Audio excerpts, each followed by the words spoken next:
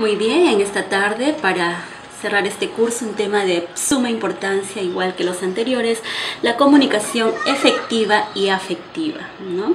Es muy importante que aprendamos a comunicar de forma, ya sea que surja efecto en los demás, pero también que demuestre nuestro cariño, nuestro amor por las personas, ¿no? ¿Qué es comunicación? Es entrar en contacto con otra persona a través de la expresión hablada o también sin palabras. Para ello es importante saber que existen clases de comunicación, pero antes de ello debemos de decir, si recordamos aquella frase que dice dime con quién andas y te diré quién eres, podemos aplicarlo a la comunicación para expresar dime la calidad y cantidad de tu comunicación y te diré cómo está la relación.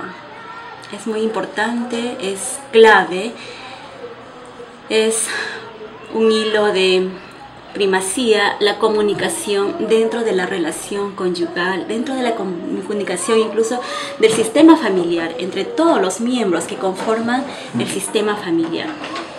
Podemos mencionar nada más clases de comunicación, como por ejemplo la comunicación hablada o verbal, lógicamente, ¿no? El área lingüística. La comunicación no hablada o silenciosa, aquellos que son muy resilientes, personas muy diferenciadas.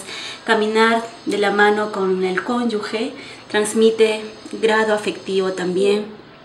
Pero puede haber personas muy poco diferenciadas que el silencio les abruma y les hace sentir que carecen de importancia al lado del otro, ¿no? Pero es importante también aprender a comunicarnos en silencio. Comunicación física o corporal tiene que ver con las caricias, el toque de manos, ¿no? Un abrazo, recordando siempre, sobre todo la esposa, suele recordar mucho al esposo, ¿no? Que su medida es de 1,60 m, 1,70 m y no quizá 10, 20 centímetros, ¿no? Y también existe la comunicación escrita. ¿Cuándo? Porque cuando está lejos nada más el cónyuge o el ser amado, no. Es importante la comunicación escrita. ¿Cuándo? Hay personas que no aprendieron a comunicarse. Dentro de su estilo de paternidad les fue tan cerrado el hablar o el expresarse en voz alta, el poder compartir sus emociones, sus sentimientos con los demás, tal vez vienen de una paternidad autoritaria. Entonces los hijos suelen tener mucha limitación para poder comunicarse en un alto nivel. Se sienten frustrados en cuanto empiezan a sentirse atacados, entre comillas, cuando el cónyuge les expresa que quizá se sintieron tristes con alguna conducta de ellos, se sintieron incómodos, entonces ellos los frustra tanto que empiezan a la defensiva, el ataque, cierran la puerta, se van o gritan, se defienden. En personas así es importante aplicar la comunicación escrita.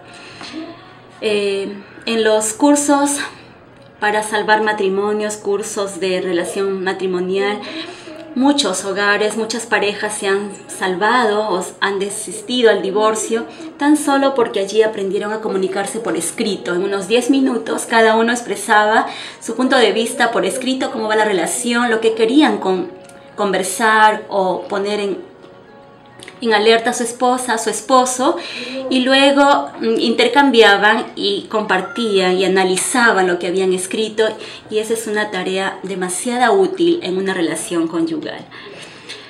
Se sabe que también hay obstáculos para la comunicación, tanto efectiva como efectiva dentro de la pareja. Vamos a observar porque hay obstáculos exteriores, como por ejemplo las ocupaciones y horarios. Quizá los dos trabajan, el esposo está llegando y la esposa está saliendo. Entonces, ¿en qué momento se van a comunicar? Los horarios quizá no coinciden. El esposo llega cuando ella está cansada, acaba de acostarse, etc. ¿No? Distracciones, por favor.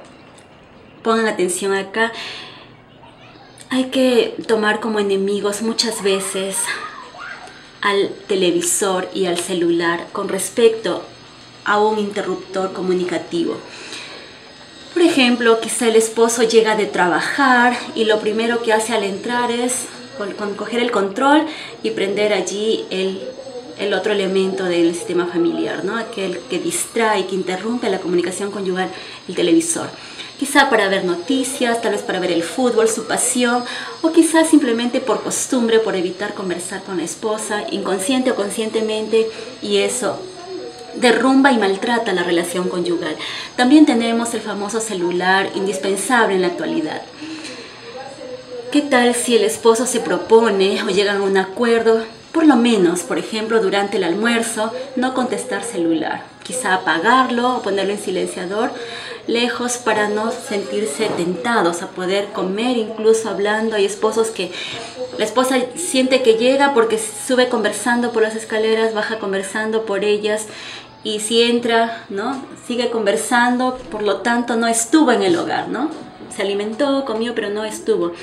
Intrusiones de otras personas. También es importante considerar que el hogar es un espacio íntimo entre la pareja, entre la familia, el círculo familiar, el sistema familiar, y hay que tener mucha cautela con las personas terceras o extraños al hogar que viven o forman parte de este hogar, ¿no? Viven dentro de este lugar. Entonces siempre límites, ¿verdad? Sea quizá la mamá de alguno de ellos tal vez vive cerca a casa y tiene llave, así es que entra a la hora que desee, ¿no? Y cuando quiera, y eso es lamentable. Posteriormente, los límites son importantes considerar en el momento inicial del matrimonio. Tenemos también los obstáculos interiores. Tenemos, por ejemplo, las malas experiencias, ¿no? Hubo una relación sentimental antigua donde tuve una negativa experiencia por ser muy comunicativo. Entonces a veces limita o nos pone a la defensiva.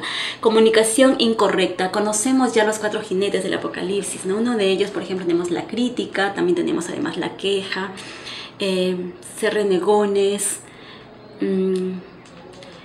ofender a la o abusar psicológicamente de la persona, o escuchar con sarcasmo, o a la defensiva, o atacar, o defenderse. La prisa y la impaciencia también, ¿no? Hay personas que sienten que su tiempo es tan, pero tan útil, tan oro, que sienten que pierden tiempo si conversan de más con la pareja, y por favor, están invirtiendo en lo más importante de su vida, que es su hogar, su relación conyugal. Si hay personas que creen que de esa manera pierden su tiempo, tienen que detenerse para ubicar en primer lugar sus prioridades. Luego tenemos la impaciencia, ¿no?, que va con ello, o va junto con la prisa, ser impacientes. De repente la esposa quiere contar algo, pero la esposa siempre, ¿no?, como habla el doble del esposo, entonces empieza a hacer una introducción para llegar simplemente a decirle lo último, ¿no?, aquello que el esposo... Tú no sabes lo que pasó hoy día. Mi esposo le dice, dime, ¿qué es lo que sucedió? ¿Te acuerdas que el año pasado ambos conversamos o comentamos acerca de la compra de una máquina de coser? Sí, pero ¿qué pasó hoy día, no? ¿Y te acuerdas que el amigo de Juanita vendía máquinas? Entonces la impaciencia, el esposo no puede esperar, se siente aturdido, abrumado, y surge la interrupción, el obstáculo, el enojo en la relación entre los cónyuges. Entonces se interrumpe la comunicación. Muchas veces la esposa se niega ya a decir aquello que iba a contarle, simplemente por sentirse atacada. Temas de conversación también, si están centrados en expresar solamente hechos, hay que tener cuidado y detenerse. Lo más importante es compartir emociones, compartir lo que yo soy, lo que yo siento, y de esa manera nos conocemos mucho más. También tiene que ver con los rasgos de carácter, la personalidad. Es importante saber si hay inseguridad, baja autoestima en la persona. Entonces todo ello tiene mucho que ver en cuanto a los obstáculos en la comunicación.